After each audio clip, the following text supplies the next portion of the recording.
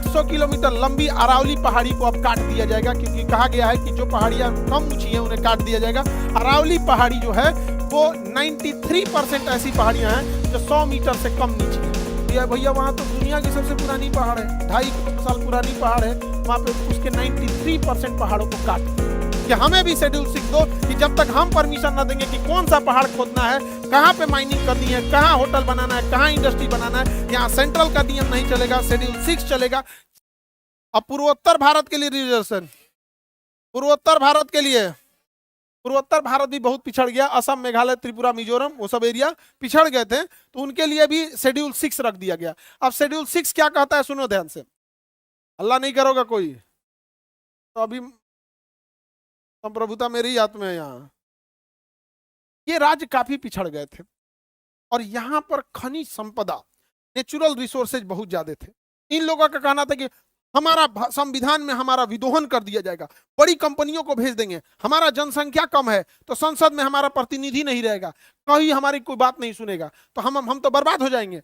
तब अंबेडकर साहब कहे कि ना ना ना, बर्बाद नहीं हो गया। शेड्यूल 6, शेड्यूल 6 मतलब अनुसूची 6, शेड्यूल 6 में कहा गया है कि जो जो राज्य शेड्यूल 6 में आएगा, असम, मेघालय, त्रिपुरा, मिजोरम, असम, मेघालय, त्रिपुरा, मिजोरम, असम, मेघालय, त्रिपुरा में, तो इस एरिया में किसी कंपनी को, किसी होटल को, किसी फैक्ट्री को, बड़ी कंपनी को अगर जमीन खरीदना है तो वहां के लोकल लोगों का नियम चलेगा, न कि वहां संसद का नियम या supreme court, high court, district court का चलेगा। वहां के लोकल लोग अगर इन्वायरमेंट क्लियरेंस देंगे तो चलेगा, अदरवाइज में नहीं चलेगा। अब बताइए, वहां का जंगल आज भी सुरक्षित है, पूर्वोत्तर का, वहां के खनन आज भी सुरक्षित है, बचा के कौन रखा है, शेड्यूल 6। ऐसे ही जम्मू कश्मीर में, लद्दाख में सबसे ज्यादा खनिज है, लेकिन लद्दाख में बर्फ इतना है और वहां सबसे ज्यादा सेंसिटिविटी है, बहुत ज्यादा खनन हो जाएगा, बहुत ज्यादा अगर प्रदूषण होगा, फैक्ट्रीज लगने लगेंगी, होटल खुलने लगेगा, इंडस्ट्रियलाइजेशन होगा, यहाँ का बर्फ पिघलेगा, कंपनियां अपना पैसा कमा के लेके चली जाएंगी, वहां के रहने वाले वैसे ही बर्बाद हो जाएंगे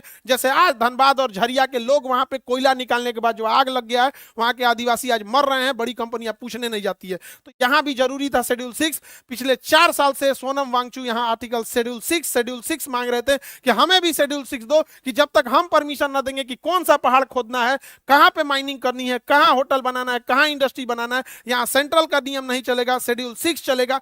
4 साल तक उस इंसान की कोई बात नहीं सुनी। लेकिन अगर नेपाल में प्रोटेस्ट हुआ तो वहां के बच्चे भी थोड़ा उग्र हो गए, उन्होंने भी प्रोटेस्ट किया, उनके ऊपर वही धारा लगा दिया गया जो आतंकवादियों के ऊपर लगता है, नेशनल सिक्योरिटी एक्ट, डाल के जयपुर की जोधपुर जेल में रख दिया गया। हम भीड़ तंत्र वाले लोग को कोई मतलब नहीं बना है कि वो इंसान इस देश के लिए क्या किया था, वो इंसान इस सेना को ठंड में रहने के लिए टेंट दिया था, जहां सेना का नेटवर्क नहीं चल रहा था, दुनिया में पहला लाईफाई बना के दिया, वाईफाई नहीं लाईफाई बना के दिया, इतनी ज्यादा इनोवेशन किया, उसके ऊपर 3 इडियट मूवी बनी है। 3 इडियट मूवी में जो वहां पर रणछोड़ दास छांचड़ बना होता है आमिर खान, वो कोई और नहीं, वो सोनम वांगचू है जो आज जेल में है इस भीड़ तंत्र में। समझ आ गया? भारत में भीड़ तंत्र में यही होता है, बस खुश रहिएगा आप लोग और कुछ नहीं। क्या वो इंसान जेल में क्या मांग रहा था, शेड्यूल 6 क्या मांग रहा था, उसे आरोप लगाया गया कि देशद्रोही है, चाइना से मिला हुआ है, ये है वो है, एनएसए लगा, कहां चल गए, खत्म कहानी। क्या मांग रहे थे, शेड्यूल 6, क्या गलत मांग रहे थे? आज देखिएगा बर्बाद हो गया। शेड्यूल 6 में न रहने का नतीजा देखिए, 800 किलोमीटर लंबी अरावली पहाड़ी को अब काट दिया जाएगा, क्योंकि कहा गया है कि जो पहाड़ियां कम ऊंची हैं उन्हें काट दिया जाएगा। अरावली पहाड़ी जो है वो 93% ऐसी पहाड़ियां हैं जो 100 मीटर से कम नीची हैं। संसद ने कहा है कि जो 100 मीटर से कम नीचे है, जो 100 मीटर से ऊंचाई कम है, 100 मीटर का मतलब होता है, आपका समझिए कि 3 मीटर का एक तल्ला होता है, 3 मीटर का एक तल्ला, यानी 30 तल्ले से नीचे जो पहाड़ होगा। तो यार भैया वहां तो दुनिया की सबसे पुरानी पहाड़ है, 2.5 करोड़ साल पुरानी पहाड़ है, वहां पे उसके 93% पहाड़ों को काट दिया, पहाड़ को काट दिया जाएगा, क्योंकि शेड्यूल 6 में नहीं है।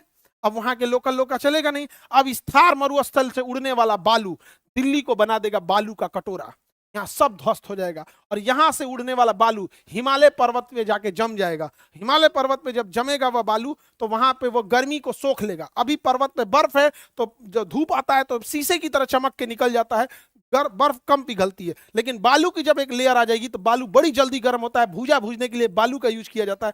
जब उसके ऊपर बालू रहेगा तो बर्फ को तेजी से पिघलाएगा, यहाँ से बर्फ पिघलेगा, गंगा और यमुना में मिलेगा और वो अल्टीमेटली बिहार में आके बाढ़ लाएगी। लेकिन आर्टिकल शेड्यूल 6 नहीं है, हम लोग टुकु टुकुर मुंह देखेंगे। ज्योग्राफी डिसाइड आवर इकोनॉमी, समझ में आ गया कि नहीं आ गया? This is geography. समझ में आ रहा है तुम? नहीं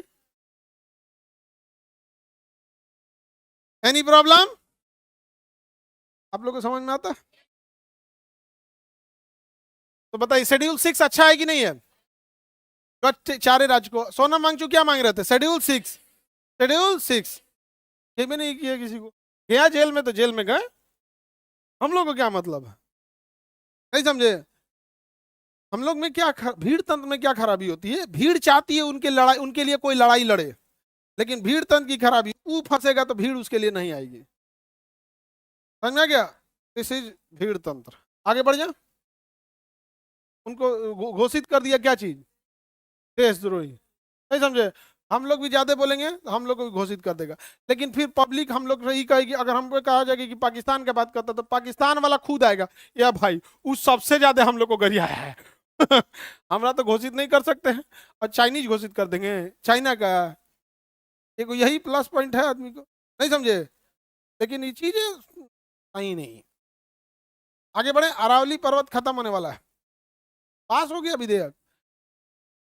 पहाड़ कटेगा सब में बटेगा। आगे बढ़ते। पूर्वोत्तर समझ में आ गया? पूर्वोत्तर शेड्यूल 6 समझ में आ रहा है बाबू? अभी तो हम संविधान में प्रवेश भी नहीं किए हैं।